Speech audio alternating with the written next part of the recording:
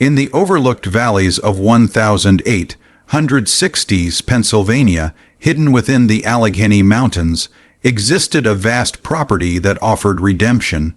Yet concealed by its spotless white barriers and trimmed grounds, two identical siblings, alike in appearance but divergent in essence, were linked by a horror so appalling it challenged divinity and humanity. They divided all things, a residence, a sinister goal, and in a blood-curdling manner, one unaware spouse. Understand this isn't spectral folklore shared by flickering flames.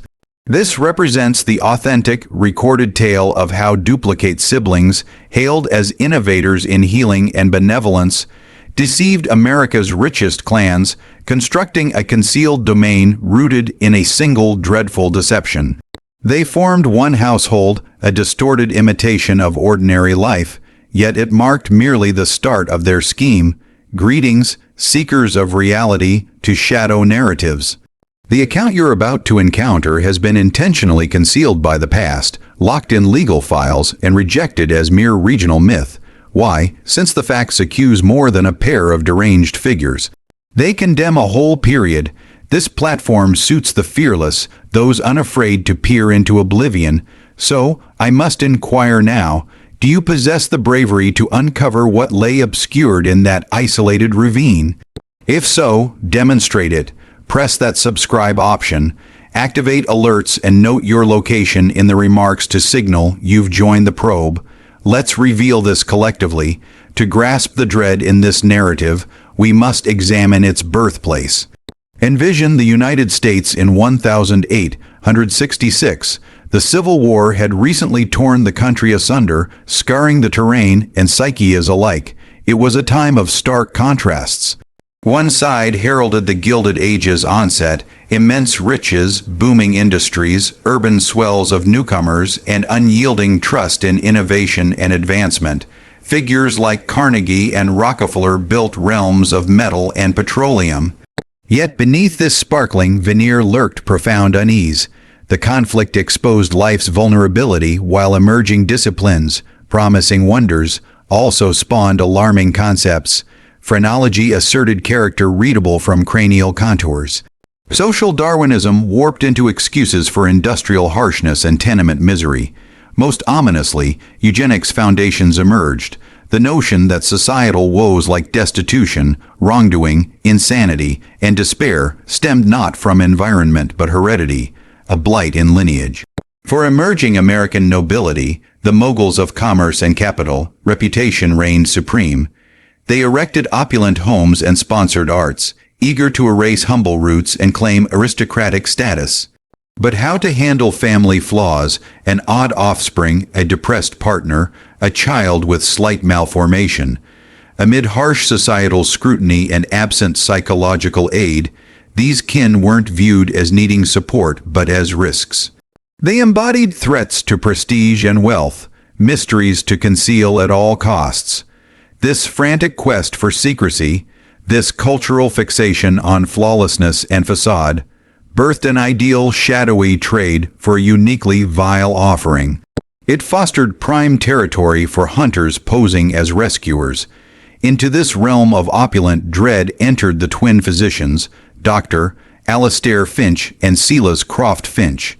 To outsiders, especially Philadelphia, New York, and Boston's upper crust, they commanded vast esteem and regard. Dr. Alastair Finch served as the visible leader, strikingly attractive with a kind stare and a tone that calmed the most distressed spirit. He'd trained at Europe's top institutions and authored works on rehabilitative neurology, a domain he largely originated. He advocated compassionate remedies for mental woes, shifting from cruel public facilities to tailored attention in serene rural environs. He appeared a dreamer, a giver, a blend of scholar and saint. His duplicate, Silas, acted as his flawless counterpart. While Alastair enchanted salons and academies, Silas oversaw the expanding Finch-Croft domain with mute, fearsome precision. He managed funds, operations, land purchases, and crucially, protection. Where Alastair exuded warmth and verbosity, Silas radiated chill, vigilance, and brevity. He donned identical bespoke attire, shared the same intense azure gaze, but lacked any feigned affection. Rumors held that while the doctor mended, Silas erased.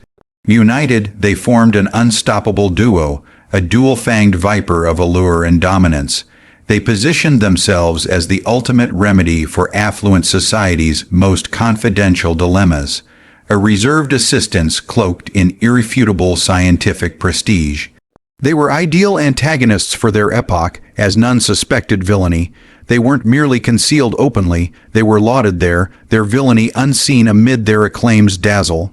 The facade they constructed was a triumph of promotion and deceit, an alluring call for frantic kin with concealed burdens. They dubbed it the Finch-Croft Sanctuary for Rehabilitative Care. The title shone brilliantly. Sanctuary implied wellness and purity, not derangement, while rehabilitative care evoked mild, comprehensive restoration. They issued lavish pamphlets adorned with sketches of peaceful vistas, refined personal chambers, and residence in refined pursuits like artistry, horticulture, and literature. The prose, penned in Alastair's persuasive elegance, denounced public institutions' savagery and vowed a refuge of respect, privacy, and renewal. They asserted the facility catered to particular patrons, those from elite lineages enduring neural disorders, inherited gloom, women's frenzy, or artistic dispositions effects. These were Gilded Age euphemisms for troublesome, shameful, or misconstrued states. Imagine a rich manufacturer in 1008, his heir pens verses, favors male companionship. His spouse, post 6 births, plunges into despair. His offspring defies arranged union, not ailments, but societal and economic perils. Dr. Finch proffered a straightforward, refined fix. For a steep yearly prepayment, he'd assume these cases. He pledged to reinstate them as functional, compliant societal members. If unattainable, he'd ensure lifelong ease in utter seclusion, distant from scrutiny. This formed the deal's essence. We'll absorb your disgrace, in exchange your funds and quiet. Families weren't mere patrons, they became accomplices. They shunned probing, they ignored restorative details. They craved vanishing issues, and the Finches vended a splendid, costly, wholly credible fabrication. The sanctuary embodied this ruse, an edifice mirroring the siblings' warped dream.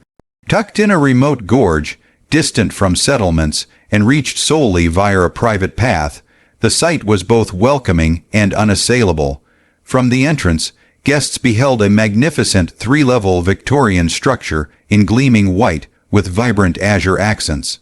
This facade housed administration, lavish receptions, dining areas, and sumptuous visitor lodgings. Encircling were undulating meadows, immaculate gardens, a calm pond, and picturesque trails. It resembled a retreat, a restorative utopia. Yet this was solely the eastern section. Linked by an extended covered walkway, but worlds apart, stood the western division. Absent from pamphlets, it rose in austere gray rock with slender barred panes. Here dwelled most residents under ceaseless surveillance and heavy tranquilization. Even this concealed a core, uncharted on plans, reached via a secured subterranean portal in the western area. A stone descent plunged to what staff termed the operative arena and labs. This underground realm was lightless, silent, tiled, metallic. It held surgical spaces, isolation units, a furnace for waste, and enclosures. Indeed, enclosures for toughest or failed trials. The compound encircled a 10-foot spiked iron barrier, patrolled ceaselessly by Sila's selected guards, chosen for fidelity and indifference. The serene haven illusion persisted meticulously, but reality was a citadel. A lockup barring outsiders while trapping mysteries and captives within. Naturally, such a vast endeavor, however isolated, couldn't exist wholly unseen. Local oddities surfaced: nocturnal incinerator scents, excessive deliveries of ether, chloroform, tools, binding, sir, passing a mere haven's needs, rare resident departures, and on calm evenings, distant wails from the western area, who anguished for mere therapy.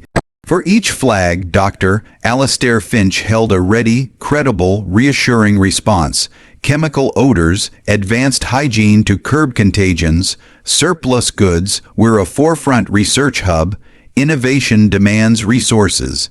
No exits, chronic hereditary recovery is lifelong, we grant eternal refuge cherished by kin. Screams, sadly, breakthrough methods to revive minds can briefly distress, its healings cry not harm, we grieve with them as we rescue.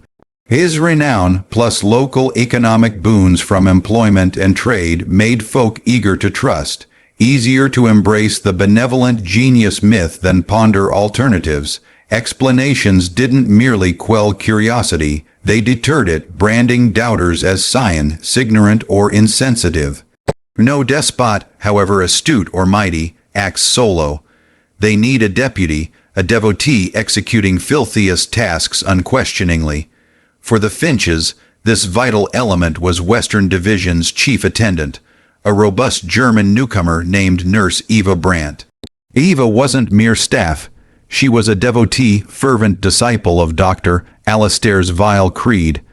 Arriving with caregiving skills, her thoughts steeped in Europe's bleakest doctrines, she ardently championed blood sanctity and culling the unworthy from humanity's lineage.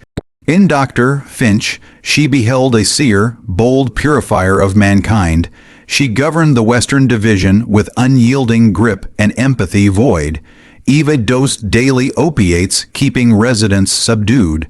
She chose subjects for Alastair's unique procedures in the depths, often by her harsh verdicts. She imposed silence on underlings, her keen sight missing naught. Any compassionate or inquisitive aide faced Sela's report and vanishing, framed as kin crisis or abrupt exit. Eva guarded the facility's core abyss. She welcomed arrivals, her grin a fragile veil over icy resolve, divesting them of possessions and selves, assigning digits, guiding through sealed portals most never escaped. Her involvement wasn't idle, it was ardent, unwavering. In ways she terrified more than the siblings, thus who populated Finch-Croft's spiked confines, mostly not the violently deranged or disabled crowding public wards. Victims were chosen for inconvenience. They were Gilded Age nobility's nuisances. Envision a defiant poet heir favoring males. His sire, fearing disgrace, favored a steadier sibling, viewing the sanctuary as ideal, or a politician's aware spouse threatening exposure. A fabricated frenzy diagnosis ensured silent Finch transfer. Artists, intellectuals, reformers whose views shamed kin, unwed pregnant daughters staining honor, deformed offspring symbolizing tainted heredity, and healthy kin blocking legacies, a robust sibling, a life, entitled step-parent. Finch offered permanent, discreet medical resolution. These shared powerlessness from kin paying to label them ill, mad, flawed. Stripped of identities, rights, futures, they became feedstock for Alastair's vile aims. Entered as persons, swiftly reduced to digits, participants in an inescapable generational trial. For years, Finch-Croft functioned in flawless secrecy, barriers high, staff frightened, paying clans muted by shame. System impeccable, yet perfection fractures from chance. That fracture was 16-year-old Finn O'Malley, no champion or sleuth, just a lanky, diligent lad stable, handing nearby to aid kin, his routine, stall, cleaning, horse feeding, valley dreaming. The adjacent sanctuary awed mysteriously, employing locals, spoken reverently. One muggy summer eve, a fierce tempest struck. Lightning felled a tree near pastures, panicking horses. A lively mare shattered fencing, fleeing toward sanctuary woods. Finn's employer advised dawn wait, but Finn, fearing injury, lantern-lit pursued. Tracks guided him to the estate's rear barrier near a drab brick structure, the furnace. As he hid coaxing the beast, the door groaned, spilling infernal glow. Two cloaked figures, faces shadowed, hauled canvas. wrapped bulk from a shed. Hastily fumbling, canvas slipped. In firelight and lightning, Finn glimpse. Not debris, not beast. A nude, pallid, grotesquely contorted human form, limbs unnaturally angled. Long dark tresses flashed, a female, Finn stifled scream, heart thundering, he'd witnessed disposal, that image seared his youth, scarring eternally, the pale, ruined form incinerated demolished innocence, thrusting him into unimaginable dread. He fled, abandoning horse and light, instinct, driven, bursting home soaked, shaking, incoherently recounting. Parents soothed, assuming storm, fueled fancy or wildlife missing. But Finn persisted, detailing men, blaze, shape with frantic clarity, unnerving them. Next day, his prudent father accompanied to the sheriff. The official, indebted to Finch-Croft generosity, listened dismissively, a youth's imagination. Pressed, he promised inquiry, but gossip spread. O'Malley's lad spun wild tales, hallucinating.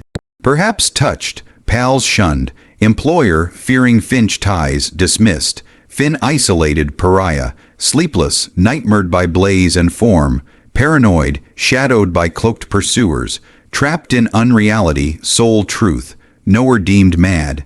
His revelation drowned him in obscurity, alienating utterly. The sheriff, appeasing Finn's father and appearing dutiful, visited Finch-Croft, greeted by Alastair, who offered warm clasp and concern, led to sunlit study, fine brew, listened gravely to the tale. Finished, Finch sighed benevolently, explaining incinerator for animal research. Biggs, anatomically human. Like, for surgical advances. Euthanized one last night. Storm, lit, boy's mind tricked. Showed pig receipt, log entry. Expressed Finn's sympathy. Imaginative, sensitive. Pressures overwhelming. If unmanaged, doors open for troubled youths. Masterful denial. Explanation plus veiled threat accuser as patient. Sheriff, relieved, departed convinced. Inquiry shut, while Finn labeled lunatic, officials charmed, Western operations persisted. Here we face Alastair's success a horror, occasionally kin summoned for updates, ushered to Eastern parlor, Alastair joined, beaming pride. Nurse Brant presented healed, patient. Picture a spouse viewing melancholy artistic husband, entered, him yet eyes dulled, shuffled, spoke flatly when prompted, no verse or debate, content staring hands. Spouse horrified by hollow shell, Finch reframed, agitation vanished, passions quelled, storm calmed, placid, manageable, desperate kin clung, paid for fix, received one, rebellious son now compliant, screaming daughter now still, hysteria swapped for haunting quiet, Alastair's triumphs, not healing, erasing, via sedation, torment, resistant lobotomies, paraded victims as victories, families saw purchased peace in vacant gazes. To fathom Alastair's depravity depths, examine beyond physical terrors to fueling ideology, documented in coded ledgers, his opus, journals revealed obsession with flawed humanity's perfection, viewed people as defective flock needing scientific culling. Societal flaws, defiance, imagination, sorrow, desire, aberration, as genetic cancers requiring excision, therapies triple assault, surgical brain severing for defects, sterilization preventing reproduction, secret breeding of docile patients for obedient lineage. Title's essence, twins wedding, one woman, not literal, symbolic. Alastair, Sela's as fathers to new strain, selected erased female patient as ideological bride, birthing their cleansed progeny, first caged generation. As valley gloom seemed utter, unforeseen factor emerged, Dr. Elias Thorne, younger echo of Alastair's facade, brilliant, empathetic, idealistic Boston healer, war surgery scarred him, endless amputations amid agony. Disillusioned, sought mind, spirit mending, brochures, articles ignited hope, shared vision, saw sanctuary as vocation, wrote passionately, Alastair spotted ideal facade, enhancer, offered senior role. Elias arrived hopeful, unaware descending into inferno. Elias's initial weeks blended awe and disquiet, Surface matched promises, fine Eastern suite, Alastair's respect, tranquil grounds. Mentor charmed with theory talks, vague on therapies. But fissures appeared. Western laudanum sent masking fear. Passive patients, eyes lifeless, denied pre-ed, mission files by Brandt, evasive staff silencing at approach, barred Western subterranean access. Felt managed guest, instinct screaming deception, journaled questions dread, justice needed cunning infiltration, pause envision Elias's plight, 1866, no calls research, isolated guarded fortress. Boss revered, kind, staff fanatic or terrified, flee abandon victims, confront risk patienthood, stay, hazard all for evidence, judgment easy from afar, lone sanity amid madness demands unimaginable valor. If gripped, chilled like Elias, like to signal algorithm, buried tales deserve light. Resume, Elias chose, direct clash fatal, needed proof shattering reputation, targeted Alastair's office for true records. Sought reluctant ally, terrified nurse Clara, noted her horror, flicker, built trust via kindness, praise concern, weeks yielded, found weeping, confessed brother's debt bought by Silas, trapped. Elias requested small defiance, Brandt's key impression for master access. Nightly, Clara feigned distant crisis, distracting Brandt, impressed key in soap, days later past duplicate. Elias unlocked office, found coded ledgers. Weeks, days doctoring, nights decoding horrors, worse imagined, experiments, sterilizations, disguised killings, eugenics, elite client list, held truth, monstrous, capable of toppling aristocracy, time over, no longer healer, witness.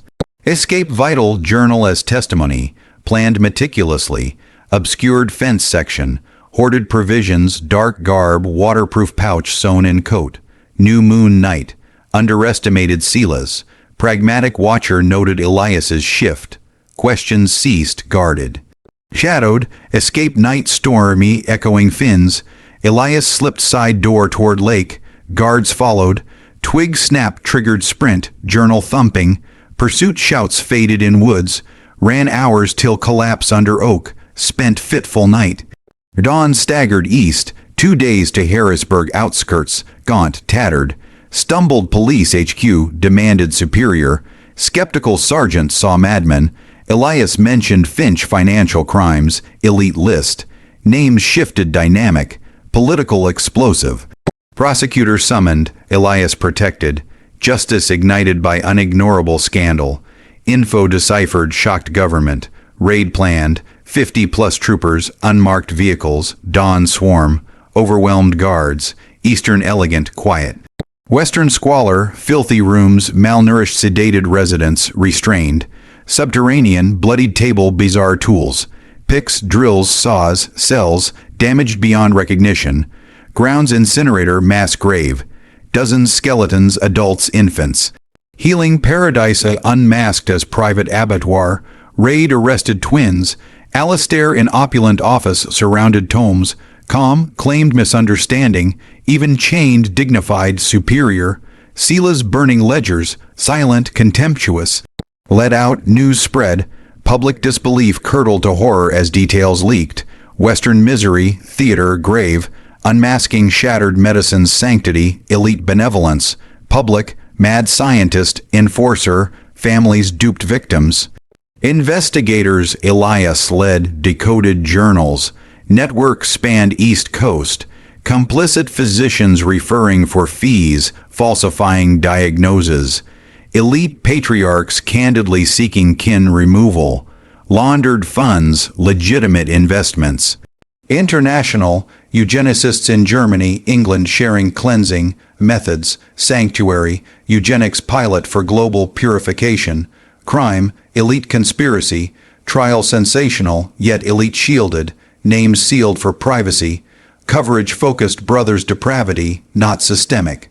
Complicit doctors retired quietly, Elias sidelined, discredited as vendetta, driven, narrative, unique evil, not societal rot. Justice fractured, Alistair suicided pre-trial, manifesto justifying sacrifice. Silas convicted lesser charges, conspiracy, imprisonment 20 years, paroled 12, vanished wealthy. Brant broke mentally, asylum, committed. Finn vindicated but traumatized recluse. Elias advocated reforms, marked by abyss. Legacy, shadows, whispers, estate raised, records sealed, story faded to myth, mad twins haunting valley, scope buried, moral, monsters thrive under respectability, progress, science, evil flourished serving powerful, demand birthed monster, were Finch's anomaly or era's spawned purity obsession, unfit dehumanization, inconvenient sacrifice, horror, not monstrous men but societal product. Now heard, ponder, could such conspiracy hide today amid tech, media, enlightenment? Similar crimes masked as advancement behind wealth, share thoughts below, shadow narratives, not tales but lingering terrors. If forgotten histories deserve voice, subscribe, share. Aid dragging these realities into